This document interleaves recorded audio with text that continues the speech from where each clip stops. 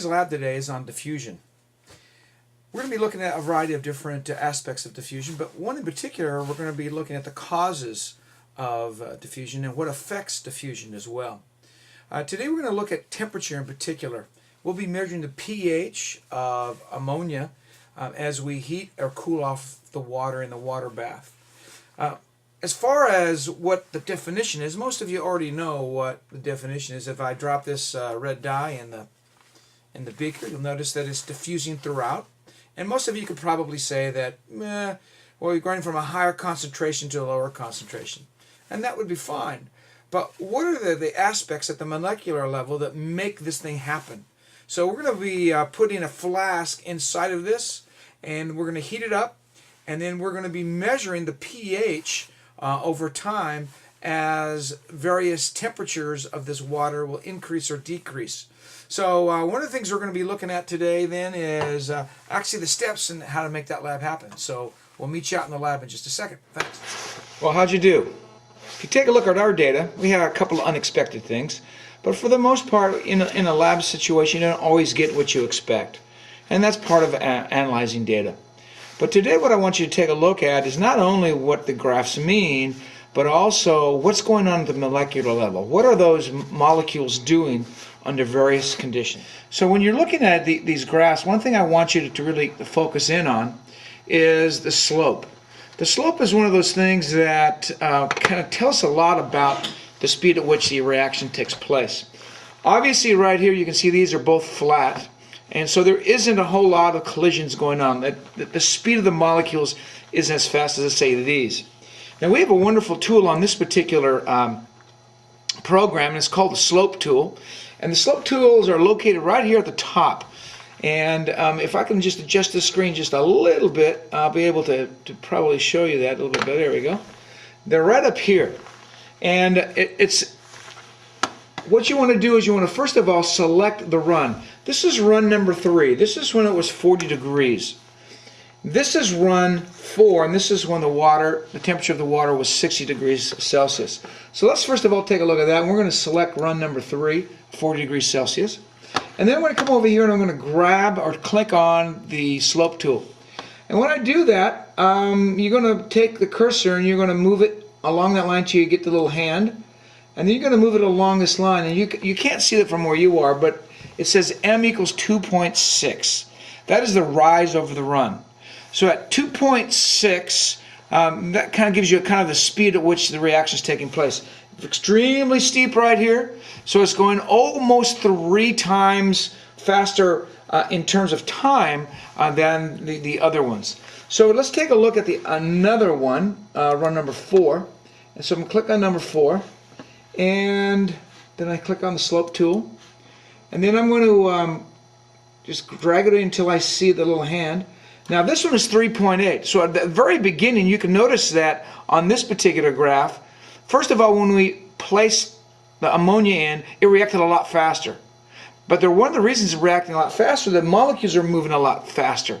Then all of a sudden, for some unknown reason, it kind of slowed down, but continued on its way up, and then it got to the point where it was at 7.9 pH. But also notice, if you will, right down here, it was at a much lower pH, so it actually gained more ground. But the point I'm trying to make here is at the 60 degrees Celsius, the molecules are moving faster, so it's mixing all the molecules a lot faster as well. This one was almost 3. This is 2.8. M equals 2.8. The slope. This is 3.8. But something happened here and it slowed down. I'm not sure exactly why, but you can talk about it at your tables. So when you're analyzing your data, please make sure that you click on the slope tool and put your slopes into your science manual. So we'll be seeing you in just a moment. Now that you have some time to talk to your lab partner, do you have any ideas on why molecules act the way they do? What's causing the pH to react so much faster in warm water than hot water? What are the molecules really doing? I'd like to offer you a little bit of a model, if you will. I have these jars of small field white beans, and let's suppose that each one of these little beans represents a water molecule. So this is a water molecule, H2O, and they're in our beaker or flask. And it's at room temperature. Not a lot of movement, maybe just a little bit of movement. Now we're going to add these beans right here. And these beans are dark beans. These are horse beans, actually, fava beans. And let's pretend that these are ammonia. So let's add our ammonia to it, right to the water. This is at room temperature. And the beans are kind of walking around a little bit there. They're being shaken somewhat. But if you take a look at the beans, they're not really dispersing or diffusing very fast. Eventually, over time, they will be diffused. But as you can see right here in this one, they're not moving very fast, and it takes them a little longer. Just like what we saw in run number 2. It did eventually diffuse throughout the entire bottle, but it took a lot longer. So let's do the same experiment, and we're going to add our ammonia at 40 degrees Celsius, for instance. So we put our ammonia in, and this time it's acting a little bit faster. And if you can take a look here, these beans are diffusing at a lot faster rate. They're going to other parts of our bottle of water at a much quicker, faster rate because they're getting bounced around a little bit more.